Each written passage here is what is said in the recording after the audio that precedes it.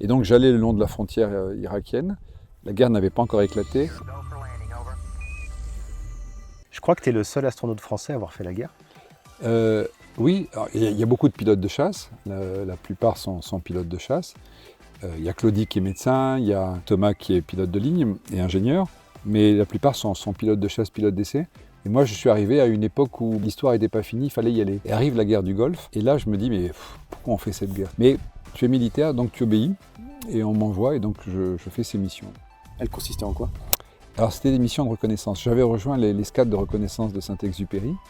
Et j'étais pilote de reconnaissance. Pilote de reconnaissance, c'est le métier le plus difficile de pilote de chasse parce que tu es très peu armé et tu as des caméras. En l'occurrence, moi j'avais des caméras radar. Et donc j'allais le long de la frontière irakienne. La guerre n'avait pas encore éclaté. Il fallait voir les forces en présence. Donc je passais le long de la frontière et je regardais avec mon radar ce qu'il y avait comme troupes irakiennes au sol. Et de temps en temps, il y avait un MiG-29 irakien qui venait nous asticoter en disant « mais ne vous approchez pas si près, quoi ». Alors il nous éclairait avec son radar. Et les Américains étaient en défense, et donc il y avait de temps en temps un F-15 qui partait faire peur au MiG-29.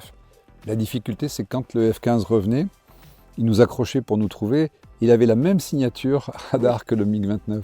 Donc on ne savait pas trop si c'était ami ou ennemi. Mais tu sens que ça t'a apporté quelque chose? Ça t'a aidé dans ton rôle d'astronaute? C'est pas une expérience qu'on recherche, mais quand on est passé par cette expérience, oui, on est endurci, oui.